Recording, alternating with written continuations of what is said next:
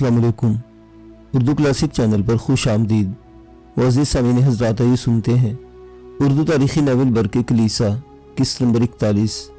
मुअज़्ज़िज़ सामीन, आपसे उम्मीद की जाती है कि वीडियो को लाइक करें और चैनल को भी सब्सक्राइब कर लें। शुक्रिया। पुर्तगाल के हुक्मरान सेंकू की अमलदारी में लगातार सफ़र करते हुए एक रोज़ शाम से कुछ पहले अहमद बिन सईद और कराकूश एक बस्ती के करीब नमूदार हुए। सूरज उस वक़्त गुरूब के लिए झुक रहा था। चरवाहे अपने रेवड़ को चरागाहों से वापस बस्ती की तरफ ले जा रहे थे। बस्ती के करीब एक चौराहे पर अहमद बिन सईद ने अपने घोड़े को रोक लिया। इसे देखते हुए कराकूश ने भी अपने घोड़े की बागी खींच ली थी। इस मौका पर कराकूश ने अहमद बिन सईद की तरफ देखते हुए पूछ लिया, क्या कोई गैर मामूली मामला है मेरे भाई? तुमने घोड़े की बाग क्यों खींच ली? क्या हमें बस्ती की तरफ नहीं जाना चाहिए? अहमद बिन सईद के चेहरे पर मुस्कुराहट नमूदार हुई। फिर वो बोल पड़ा, लगता है रास्ते में जो मेरे और तुम्हारे दरमियान लाहेमल तय हुआ था, इसका एक हिस्सा तुम भूल रहे हो। बस्ती में तो हम दाखिल हो जाएंगे, लेकिन हमें बस्ती के सरदार से मुलाकात करनी है। सरदार के बेटों के नाम तो याद हैं। बड़े का नाम बारूका, छोटे का नाम इकार्द, लेकिन सरदार का नाम तो हमें पता ही नहीं। जरा अपने पीछे मुड़कर देखो, जो कुछ पीछे आ रहा है मुझे इसका इंतजार है। इससे बस्ती के सरदार का नाम पूछूंगा, इसके बाद हम अपनी कार्रवाई की इब्तिदा करेंगे। अहमद बिन सईद के अल्फाज पर कराकूश चौंक पड़ा। जब इसने पीछे मुड़कर देखा तो एक चरवाहा अपने छोटे से रेवड़ के साथ, जो बकरी और भेड़ों पर मुश्तमिल था, हाँकता हुआ बस्ती की तरफ आ रहा था। जब वो चौराहे के करीब आया तो हाथ के इशारे से अहमद बिन सईद ने अपनी तरफ आने का इशारा दिया। छड़ी हिलाता वो चरवाहा भागकर अहमद बिन सईद के करीब आया। अहमद बिन सईद ने वक्त ज़ाया नहीं करना चाहता था, इसलिए चरवाहे का रेवड़ आगे निकल रहा था और इसके और रेवड़ के दरमियान फासला ज़्यादा न रहने देना चाहता था। और जो इसके करीब आए से पूछ लिया, मेरे भाई, क्या तुम बताओगे इस बस्ती के सरदार का क्या नाम है? बस्ती का सरदार का नाम कमोलस है। चरवाहा झट बोल पड़ा। चरवाहे के जवाब से खुश होकर अहमद बिन सईद ने दूसरा सवाल दाग दिया, क्या ये कमोलस बारूका और इकार्द का बाप है? इस बार चरवाहे ने कुछ न कहा, लेकिन इसने इस बात में गर्दन हिला दी थी। अहमद बिन सईद ने इस चरवाहे का शुक्र अदा किया, फिर इसे जाने की इजाजत दे दी। चरवाहा जब जरा दूर चला गया तब अहमद बिन सईद थोड़ी देर तक कराकूश की तरफ देखते हुए मुस्कुराता रहा। फिर इसकी धीमी राजदाराना सी आवाज़ सुनाई दी, कराकूश, जो कुछ मैं जानना चाहता था वो मैंने चरवाहे से जान लिया है, लेकिन एक सवाल मैं इसे पूछना भूल गया कि, और वो किसी और से पूछने के बजाय इसी चरवाहे से पूछना चाहिए था। बस्ती के सरदार का नाम तुम जान चुके हैं, अब जो कार्रवाई हमने करनी है इसकी इब्तिदा हम खुद ही कर सकते हैं। अहमद बिन सईद के अल्फाज से कराकूश फिक्रमंद सा हो गया। इसे झट से पूछ लिया, मेरे अजीज, कौन सा ऐसा सवाल है जो पूछना रह गया है? इस पर अहमद बिन सईद ने अपने घोड़े की एड़ लगाई और कराकूश को इशारा किया, मेरे करीब आओ। जो भी पूछना चाहते चरवाहे से पूछ लेते हैं, वो भी नज़दीकी है। इसके बाद बस्ती में दाखिल होते हैं। कराकूश ने कुछ कहे बगैर एड़ लगा दी। फिर अपने घोड़े को अहमद बिन सईद के घोड़े के साथ दौड़ा रहा था। थोड़ी देर बाद उन्होंने चरवाहे को जा लिया। घोड़े को आहिस्ता आहिस्ता हाँकते हुए अहमद बिन सईद ने फिर चरवाहे को मुखातिब किया, क्या तुम बता सकते हो बस्ती के सरदार कमोलस की हवेली किस तरफ है? लगता था वो चरवाहा इन दोनों से बड़ा मरूब दिखाई दे रहा था। दोनों का लिबास उम्दा किस्म का, गले में स्लीबें लटक रही थी जो सुनहरी थी। इनकी वजह कतार लिबास से भी लगता था कि वो कोई अमीरजादे हैं। जो ही अहमद बिन सईद ने सवाल किया, चरवाहा झट से बोल पड़ा, बस्ती के सरदार कमोलस की हवेली बस्ती के मगरबी तरफ है। तुम ऐसा करो, बस्ती में दाखिल होने के बाद एक दो राह आता है, इस पर तुम दाईं जानिब घूम जाना। दाईं जानिब आगे बढ़ते हुए सबसे खूबसूरत हवेली आएगी, इसके सामने रुक जाना, वही सरदार कमोलस की हवेली होगी। अहमद बिन सईद ने इसका शुक्रिया अदा किया। फिर दोनों अपने घोड़ों को भगाते हुए आगे बढ़ गए। सूरज गुरूब हो रहा था। फजा के अंदर रोशनी के साथ साथ तारीकियां तांग झांक करने लगी थी। सारा दिन अपने शबाब पर लहराती शाम से बगलगीर होकर सूरज रुखसत हो रहा था। बस्ती में दाखिल होने के बाद वो दो राह आया।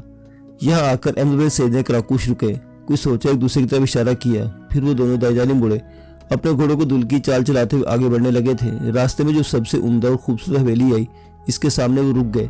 फिर कराकूश की तरफ देखते हुए अहमद बिन सईद बोल पड़ा, अजीज भाई, खुदा झूठ ना बुलवाए, यही बदमाश कमोलस और इसके बेटों की हवेली है। कराकूश के जवाब का इंतजार किए बगैर घोड़े पर बैठे बैठे अहमद बिन सईद ने हवेली के दरवाजे पर दस्तक दी। थोड़ी देर बाद एक मुसल्ला जवान ने दरवाजा खोला। शायद वो कोई हवेली का मुहाफिज था। अहमद बिन सईद और कराकूश को देखते हुए किसी कदर मरूब हुआ। वो कुछ पूछना चाहता था कि अहमद बिन सईद ने से मुखातिब किया, मेरे अजीज, हम पुर्तगाल के मरकजी शहर से आए हैं। पुर्तगाल के हुक्मरान सेंकू ने हमें रवाना किया है। इस बस्ती के सरदार कमोलस से हम मिलना चाहते हैं कि कमोलस की यही हवेली है। कबल इसके के दरवाजा खोलने वाला अहमद बिन सईद के सवाल का जवाब देता डली उम्र का एक शख्स दरवाजे पर नमूदार हुआ। इसे देखते मुसल्ला जवान जिसने दरवाज़ा खोला था थोड़ा सा पीछे हटकर खड़ा हो गया था। इसने ऐसा शायद आने वाले की इज्जत अफजाई के लिए किया था। आने वाला शख्स थोड़ी देर के लिए घोड़े पर सवार अहमद बिन सईद और क्राकूश की तरफ देखता रहा। फिर अहमद बिन सईद की तरफ देखते हुए वो बोल पड़ा, अजनबी, मैं नहीं जानता कि तुम दोनों किस मकसद के तहत मेरी तरफ आए हो, लेकिन तुम दोनों का मेरी तरफ आना मुबारक है। मैं तुम्हारी गुफ्तगू सुन चुका हूँ। तुम्हारा ये कहना कि तुम्हें मोहसिन सैंकू ने भेजा है मेरे लिए ये खुशबख्ती का बाइस भी बन सकता है और हमारे लिए खुशबख्तियाँ भी ला सकता है। क्या ऐसा मुमकिन नहीं कि तुम जो कुछ कहना चाहते हो आराम से बैठकर कहो? तुम हवेली में आओ, मुझे मेज़बानी का शर्फ बख्शो, दीवान खाने में बैठो, फिर कहो क्या कहना चाहते हो। अहमद बिन सईद और क्राकूश ने शायद पहले ही कोई मामला तय कर रखा था। दोनों अपने घोड़ों से उतर गए। फिर अपने घोड़ों की बाग छोड़ते अहमद बिन सईद आगे बढ़ा और इससे मुखातिब किया, अगर मेरी नज़र धोखा नहीं खा रही तो मैं बिला झिझक कह सकता हूँ कि आप ही कमोलस हैं। इस बूढ़े ने मुस्कुराते हुए कहा, तुम्हारा कहना सच है, कमोलस मैं ही हूँ। इसने अहमद बिन सईद और क्राकूश से बारी बारी आगे बढ़ते हुए इससे पुरजोश मुसाफा किया। फिर अपने घोड़ों की बागें पकड़कर हवेली में दाखिल हुए। कमोलस की रहनुमाई में दोनों ने अपने घोड़ों को अस्तबल में बांध दिया। कमोलस ने इस नौजवान को जिसने दरवाज़ा खोला था घोड़ों की देखभाल करने का हुक्म दिया। फिर वो अहमद बिन सईद और क्राकूश को लेकर अपनी हवेली के दीवान खाने में दाखिल हुआ। जब तीनों नशिस्तों पर बैठ गए तब कमोलस ने इनकी तरफ देखते हुए कहना शुरू किया, आने वाले मुअज़्ज़ज़ मेहमानों, अब कहो तुम क्या कहना चाहते हो। नकोलस के इस इस्तफसार पर अहमद बिन सईद ने कहना शुरू किया, जैसा कि हवेली के दरवाजे पर आप हमारी गुफ्तगू का कुछ हिस्सा सुन चुके हैं, मैं आपसे गुजारिश करता हूँ कि हमें मोहतरम सैंकू ने आपकी तरफ रवाना किया है। इसे खबर मिली थी कि जंग के दौरान इसकी भतीजी माज़न, जिसे उर्फ आम में बरके कलीसा कहा जाता है, गिरफ्तार हो गई थी और न जाने मुसलमानों ने इसके साथ क्या सौदा तय किया कि बरके कलीसा को उन्होंने रिहा कर दिया। इसके बाद सैंकू को यह खबर भी मिली कि मुसलमानों ने रिहाई हासिल करने के बाद बरके कलीसा ने अपनी सरजमीनों का रुख किया और इसके बाद वो सैंकू के पास नहीं पहुंची। कुछ लोगों ने सैंकू से ये इतला भी दी कि जब बरके कलीसा को रिहा किया गया तो मुसलमानों ने इसकी हिफाजत के 2 मुहाफिज भी रवाना किए थे। इन दोनों मुहाफिजों का पता चल रहा है, ना ही बरके कलीसा की कोई खबर है। सैंकू ने हमें आपकी तरफ इसलिए रवाना किया है ताकि हम ये देखें कि मुसलमानों से रिहाई पाने के बाद क्या बरके कलीसा ने आपके हाथों क़याम नहीं किया। सैंकू का कहना है कि मुसलमानों से आज़ादी हासिल करने के बाद बरके कलीसा अगर कहीं ठहर सकती है तो वो आपकी हवेली है, इसलिए आपके यहाँ इसका अपने चचा सैंकू के साथ आना जाना था। मोहतरम कमोलस, अगर आप बुरा ना माने तो क्या मैं कह सकता हूँ कि आपके बेटों के नाम बारूका और इकार्द हैं। हमें यही नाम सैंकू ने बताए थे और हदायत की थी कि अगर बरके कलीसा ने आपके यहाँ क़याम न किया हो तो फिर कमोलस से गुजारिश की जाए कि उन्हें बेटे बारूका और इकार्द को इस काम पर लगाए और वो बरके कलीसा को तलाश करें। अहमद बिन सईद की इस गुफ्तगू से कमोलस किसी कदर फिक्रमंद हो गया था। फिर वो बोल पड़ा, मैं कितना अहमक हूँ कि मैंने अभी तक तुम दोनों के नाम नहीं पूछे। पहले अपने नाम बताओ, इसके बाद मैं गुफ्तगू का आगाज करता हूँ। जवाब में अहमद बिन सईद फौरन बोल पड़ा, मेरा नाम बोरबान है और मेरे साथी का नाम मकफूर है। कमोलस ने कुछ सोचा, फिर दोबारा इसने गुफ्तगू का आगाज किया। बोरबान और मकफूर मेरे बेटों के नाम वाकई बारूदा और इकार्द हैं। बरके कलीसा के मुतालिक ऐसी गुफ्तगू करने के लिए तुमने मुझे अजीब सी शिशोपंज और तफक्कुरात में डाल दिया है। यहाँ तक कहते कहते कमोलस रुक गया, इसलिए कि बाहर घोड़ों के ही निनाने की आवाज़ सुनाई दी थी। इस पर कमोलस अपनी जगह से उठ खड़ा हुआ था। फिर बाहर निकलते हुए कहने लगा, तुम दोनों बैठो, मेरे बेटे आगे हैं, इसलिए कि वो शाम के वक्त घोड़ों को दौड़ के ले जाते हैं। फिर अहमद बिन सईद और क्राकूश के जवाब के इंतजार के बजाय वो बाहर चला गया। इसने सीधा अस्तबल का रुख किया। वहाँ 2 जवान अपने घोड़ों को बांध रहे थे। घोड़े बांधने के बाद वो कमोलस के पास आए, जो अस्तबल के बाहर ही खड़ा था। अस्तबल के बाहर जलती हुई मशल रोशन थी। इन दोनों ने जो ही कमोलस को परेशान देखा, दो उसके करीब आए। फिर बड़ा बेटा बारूका बोल पड़ा, मेरे बाप, हम देखते हैं कि आप कुछ उदास और परेशान है, क्या बात है? अब हमारे पीछे अस्तबल की तरफ क्यों आए हैं? इस पर कमोलस फिक्रमंद लहजे में बोल पड़ा, मेरे बच्चों, लगता है बदबख्ती और इन्होंने हमारे पीछे लग गई है। सैंकू की तरफ से 2 जवान आए हैं, एक का नाम बोरबान और दूसरे का नाम मकफूर है। सैंकू ने हमारी तरफ रवाना किया है। बरके कलीसा अभी तक इसके पास नहीं पहुंची। इसे तो ये खबर हो गई कि बरके कलीसा को मुसलमानों ने आज़ाद कर दिया है और इसकी हिफाजत के 2 मुसल्लह जवान भी रवाना किए थे। सैंकू ने दोनों जवानों को भेजा है ताकि बरके कलीसा को तलाश करें। सैंकू ने यह पैगाम भी भिजवाया है कि ना तो वो 2 जवान मिलते हैं, न बरके कलीसा। अब सोचो कि हमारे लिए मसाइल उठ खड़े होंगे। इसकी सारी गुफ्तगू पर दोनों भाई राजदाराना सा मशवरा करते रहे। फिर वो किसी बात पर मुत्तफिक हो गए थे। इस दौरान इनकी एक और बदबख्ती उठ खड़ी हुई, इसलिए कि कमोलस जिस वक्त उठकर अस्तबल की तरफ गया था, इसके पीछे पीछे अहमद बिन सईद और क्राकूश दीवान खाने से निकले थे।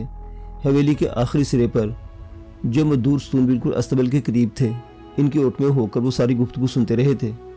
दोनों भाइयों ने मशवरा करने के बाद फैसला किया कि इससे अपने बाप को आगाह करने के लिए बारूका बोल पड़ा, ऐ मेरे बाप, हमारे लिए ना कोई बदबख्ती उठी है, ना ही कोई अनहोनी ने हमारी हवेली का रुख किया है। मैं समझता हूँ कि हमारे सारे ही काम आसान हो गए हैं। बरके कलीसा अगर सेंकू के पास नहीं पहुंची तो बहुत ही अच्छा है।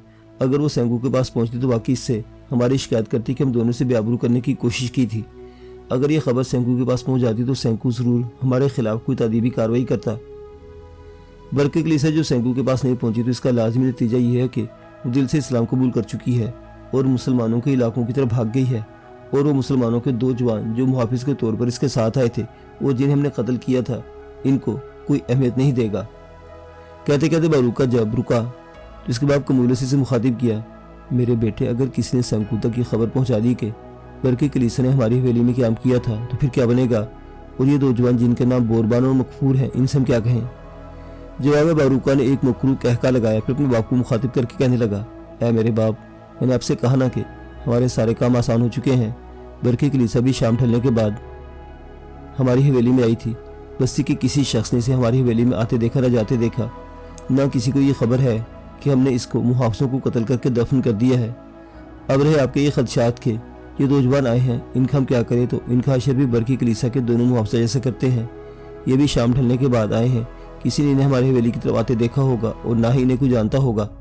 इसलिए इन दोनों का हाल हम दोनों मुसलमान मुहाफिजों जैसा कर देंगे। अगर इसके बाद सेंकू मजीद अपने जवान हमारी तरफ भेजता है और बरके कलीसा इन दोनों जवानों का पता पूछता है तो क्या कहेंगे? ये 2 जवान तो हमारी तरफ आए ही नहीं। साथ ही हम ये खदशा जाहिर कर देंगे कि किसी ने बरके कलीसा का काम तमाम कर दिया है और जिसने बरके कलीसा को ठिकाने लगाया है, इसने इन दोनों जवानों को भी मौत की घाट उतार दिया है ताकि बरके कलीसा की कोई खबर सेंकू तक न पहुंच सके। मेरे ख्याल में अगर हम ऐसा करने में कामयाब हो जाएं तो सेंकू की तरफ से हमें कोई खतरा और ना अंदेशा रहेगा। बारूका की इस गुफ्तगू से इसके बाप कोमुलस ने फिक्रमंद से लहजे में से मुखातिब करके कहना शुरू किया, मेरे बेटे, जो कुछ तुमने कहा है कहने की हद तक तो बड़ा आसान है, पर यह बताओ तुम इन दोनों को कैसे खत्म करोगे? ये ना हो कि इनके साथ साथ बरके कलीसा उसके 2 मुहाफिजों की मुसीबत हमारे सर पर आन पड़े। जवाब में बारूका ने एक मकरू कहका लगाया, फिर अपने बाप को मुखातिब करके कह रहा था, ऐ मेरे बाप, आप फिक्रमंद होने की जरूरत नहीं। आने वालों को कत्ल में न मैं मुलव्वस होगा न मेरा भाई। हवेली के जो 2 मुहाफिज हैं इन्हें इस्तेमाल किया जाएगा। अभी हम तीनों दीवान खाने की तरफ जाते हैं, मेहमानों की बेहतरीन आवभगत करते हैं। मैं और छोटा भाई दोनों मिलकर इनके क़याम का उम्दा बंदोबस्त करते हैं। इस दौरान में हवेली के 2 मुहाफिजों को सारा मामला समझा दूंगा। जब वो सो जाएंगे तो दोनों मुहाफिज मुसल्लह होकर इनके कमरे में जाएंगे और इनका काम तमाम कर देंगे और रात के वक्त इनकी लाशों को हवेली के पिछवाड़े में बाग के अंदर दफन कर देंगे। मेरे ख्याल में ऐसा करने में हम कामयाब हो जाएं तो किसी को खबर तक ना होगी कि सेंकू के आदमी ही आए थे। इस तरह किसी भी मुसीबत से बच जाएंगे। अब खुदावंद से दुआ करें कि बरके कलीसा मुसलमानों के इलाकों में ही रहे, सेंकू के पास ना जाए। जो कुछ मैंने कहा है इसमें किसी किस्म की तब्दीली ना हो। यहाँ तक गुफ्तगू सुनने के बाद दबे पांव अहमद बिन सईद और कराकुश पीछे हट गए और दोबारा दीवान खाने में बैठ गए। अभी ने वहां बैठे थोड़ी देर हुई थी कि कमोलस दोनों बेटों के साथ दीवान खाने में दाखिल हुआ। इन्हें देखते हुए अहमद बिन सईद और कराकुश दोनों खड़े हुए। कमोलस ने तारुफ कराया, ये दोनों मेरे बेटे हैं। बड़े का नाम बारूका, छोटे का नाम इकारद है। कमोलस के दोनों बेटे आगे बढ़े, अहमद बिन सईद और कराकुश के साथ मुसाफा किया। फिर बारूका ने दोनों को मुखातिब किया, हमारे बाप ने आपके नामों से हमें आगाह कर दिया है और आपके आने की वजह भी बता दी है। बरके कलीसा का सुनकर हमें बड़ा अफसोस हुआ कि वो अभी तक सेंकू के पास नहीं पहुंची। सेंकू हमारा मुरब्बी, हमारा मोहसिन है, इसलिए इस लिहाज से इसकी भतीजी जिसने आलिम नसरानियत में मुसलमानों के खिलाफ बड़ा काम सर अंजाम दिया है। मुसलमानों के खिलाफ इसने बड़े बड़े मार्के सर किए हैं। मुसलमानों के हाथों आज़ाद होने के बाद सेंकू के पास न पहुंचना बड़ा अफसोसनाक है। इससे भी बड़ा अफसोसनाक हादसा ये लगता है कि मुसलमानों ने रहमदिली से काम लेते हुए इसे रिहा कर दिया था और अपने 2 मुहाफिज भी भिजवाए। तो फिर बरके कलीसा के साथ दोनों कहाँ चले गए? कहीं ऐसा ना हो कि बरके कलीसा को किसी ने ठिकाने लगा दिया हो और उसके साथ दोनों मुहाफिज भी मारे गए हों। अगर ऐसा हुआ है तो ये फिर आलम नसरानियत के लिए बड़ी बदकिस्मती की बात है। बरके कलीसा जिससे मुसलमानों के खिलाफ गुज़श्ता जंग में बेहतरीन कारहाय नुमाया सर अंजाम दिए, इसका यूँ गुम हो जाना, किसी के हाथों गुमनामी की मौत मारा जाना हमारे बड़ा बड़ा नुकसान है। बहरहाल मैं आपसे गुजारिश करूँगा कि बरके कलीसा ने हमारा रुख नहीं किया। अगर वो हमारे यहाँ आई होती तो इसकी बेहतरीन खातिर मदारत करते और मुसलमानों के 2 मुहाफिज जो इसके साथ आए थे इनका भी एहतराम करते, इसलिए कि वो कम अज़ कम इसकी हिफाजत के लिए आए थे। इन्हें हम इनाम इकराम से नवाज कर वापस भिजवा देते। लेकिन हाय बदकिस्मती के न बरके कलीसा यहाँ आई, न दो मुसलमान मुहाफिजों ने हमारा रुख किया। अब आप ही बताएं कि हम क्या कर सकते हैं। अहमद बिन सईद ने उठकर खड़ा हुआ और कहने लगा, अगर बरके कलीसा मुसलमान मुहाफिजों के साथ आपके पास नहीं आई तो हमारा काम खत्म हुआ। मेरे ख्याल में वापस जाते हैं और सैंकू को जाकर इत्तला कर देते हैं कि बरके कलीसा ने मोहतरम को मुलस के यहाँ क्याम नहीं किया और कहीं और चली गई है या किसी हादसे का शिकार हो गई है। इस पर चौंकते बारूका बोल पड़ा, नहीं ये कैसे हो सकता है। सैंकू हमारे बड़ा मोहतरम और बाइज्जत है, इसके साथ हमारे बड़े उम्दा ताल्लुकात हैं। इस तरह वो हमारा मेहरबान और हमारा मुरब्बी और हमारा मोहसिन है। आप दोनों उसके नुमाइंदे हैं, लिहाजा इसकी निस्बत से आप भी हमारे लिए बड़े मोहतरम हैं। आज रात आप हमारे यहाँ क़याम कीजिए, हमें मेज़बानी का शर्फ बख्शिए और हमें खातिर मदारत करने दीजिए। आने वाली सुबह को आपको तोहाइफ के साथ रुखसत किया जाएगा। इसमें कुछ तोहाइफ सैंकू के लिए भी होंगे, कुछ आप दोनों के लिए। मेरे ख्याल में आप मेरी तजवीज़ से इनकार नहीं करेंगे। इस पर अहमद बिन सईद बेबसा होकर बैठ कर कहने लगा, अगर आप लोग ऐसा चाहते हैं तो यूं ही सही। इसके बाद कमूलस अहमद बिन सईद कराकूश के पास बैठ गया। बारूका और रिकार दोनों भाइयों ने इनके लिए बेहतरीन खाने का इंतजाम किया। खाना खाने के बाद दोनों अहमद बिन सईद कराकूश को कमरे में ले गए जहाँ इनके ठहरने का उम्दा इंतजाम किया गया था। फिर वहाँ इनको ठहराने के बाद बारूका और रिकार इस कमरे से चले गए थे। इन दोनों भाइयों के जाने के बाद अहमद बिन सईद और कराकूश ने थोड़ी देर तक खामोश रहे थे। अहमद बिन सईद ने इस मौका पर कराकूश को मखसूस इशारा किया, जिसका मतलब यह था कि कुछ देर के लिए खामोश रहना चाहिए। फिर अहमद बिन सईद कराकूश के बिल्कुल करीब होकर बैठा और इससे सरगोशी करने लगा। कराकूश, मेरे भाई, लगता है कि दुश्मन की सरजमीनों तक कुदरत हमारी पूरी तरह रहनुमाई और हमायत कर रही है। इस तरह बातों में सोच रहा था कि दुश्मन के साथ किस तरह निपटेंगे, लेकिन राहें आपसे आप और खुद ब खुद खुल रही हैं। ये लोग हमारे मुआवजों का खात्मा करने के बाद हम दोनों को जानों के दर पे हैं, लेकिन मेरे खुदा ने चाहा तो आज रात की तारीकी में ही इन दोनों को ही नहीं बल्कि इनके बाप को ही मौत के घाट उतार कर तुम्हारे साथ कूच कर जाऊंगा। कराकूश, मेरे भाई, उन्होंने जो हमारे खिलाफ मकरू फरेब का जाल फेंका है, इसे इंशाअल्लाह हम दोनों कमज़ोर घास के तिनकों और उम्मीदों के कच्चे धागों की तरह तोड़ते हुए निकल जाएंगे। ये हमारे खात्मे के दर पे हैं, तो उल्टा हम दोनों इंशाअल्लाह इनकी ज़िंदगी के उफ़क़ पर इन्हें हर किस्म की हमायत और नुसरत से महरूम करके इनकी आखिरी उम्मीदों तक छीन ले जाएंगे। कराकूश, मेरे भाई, थोड़ी देर तक यहीं बैठे बातें करते हैं, कमरे का दरवाज़ा बंद कर देते हैं, लेकिन दरवाजे को अंदर से जंजीर नहीं लगाई जाएगी। हमारे जो बिस्तरों का इंतज़ाम किया गया है, बिस्तरों के तकियों चादरों से इस तरह शक्ल बना दी जाएगी जैसे हम इस बिस्तरों में सोए हुए हैं, जबकि मैं और तुम उस वक्त तक चौकस रहेंगे जब तक ये दोनों भाई या इनके मुहाफिज हमारे खिलाफ हरकत में नहीं आते। हम दोनों इस तरह करेंगे कि अपने बिस्तरों के बजाय दरवाजे के पास जाकर छुप जाएंगे। दरवाजे की दाईं तरफ मैं और बाईं तरफ तुम। हम दोनों यहाँ बैठकर आराम करेंगे। रात के जिस हिस्से में भी कोई आएगा लाजमी यही दरवाज़ा खोल कर आएगा, इसलिए कि कमरे का यही दरवाज़ा है। जो ही कोई अंदर आएगा हमें वहीं अपने काम की इब्तिदा कर देनी चाहिए। अब देखना यह है कि बारूका और रिकार दोनों भाई हमारे खिलाफ क्या कदम उठाते हैं। क्या वो तीनों क्या कदम उठाते हैं, क्योंकि इनका बाप भी इस साजिश में बराबर का शरीक है। जाहिर है वो उस वक्त हम पर हमलावर होने की कोशिश करेंगे जब इनके ख्याल के मुताबिक हम गहरी नींद सो चुके होंगे। अगर हम पर हमलावर होने के लिए इनके दो मुहाफिज अंदर आते हैं तो फिर जो ही वो इस दरवाजे से दाखिल होते हैं, एक की गर्दन तुम पकड़ लेना, दूसरे की मैं, दोनों का गला घूट कर खात्मा कर देंगे। इसके बाद हमें क्या करना है, हालात के मुताबिक हरकत में आते रहेंगे। कराकूश, मेरे भाई, अगर हम पर हमलावर होने के लिए दो से ज़्यादा मुसल्लह जवान दाखिल हुए तो फिर हमें किसी किस्म की गफलत से काम नहीं लेना चाहिए। जो ही वो अंदर आते हैं हम इन पर हमलावर होंगे, इनका खात्मा कर देंगे, इसके बाद अगला कदम उठाएंगे। जब दोनों इस तजवीज़ पर मुत्तफिक हो गए तब अहमद बिन सईद अपनी जगह से उठा।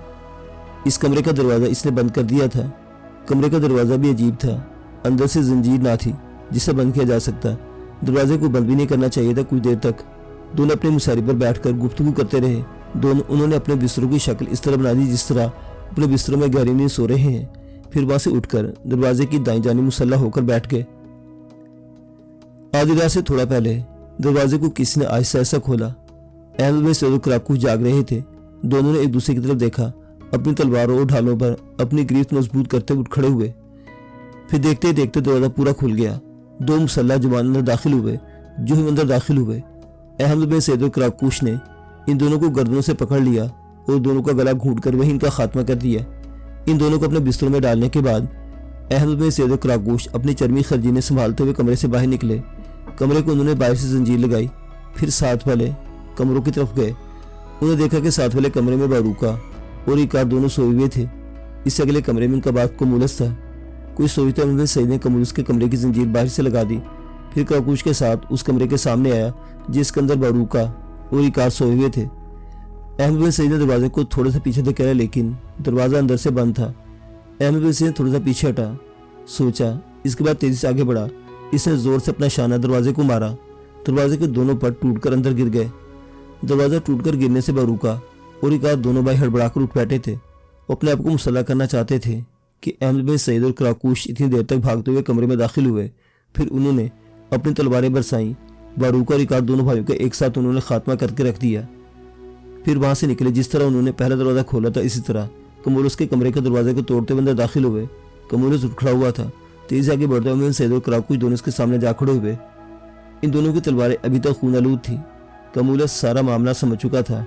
खौफ और डर के मारे अपनी मुसारी के करीब थर थर कांप रहा था कि अहमद बिन सईद से मुखातिब किया, इस बुढ़ापे में तुम भेड़ की खाल में इंतहाई खूंखार और खतरनाक भेड़िए हो। इसमें कोई शक नहीं कि तुम पुर्तगाल के हुक्मरान सेंको के दोस्त हो, लेकिन तुमने इसके साथ अपनी दोस्ती का हक अदा नहीं किया।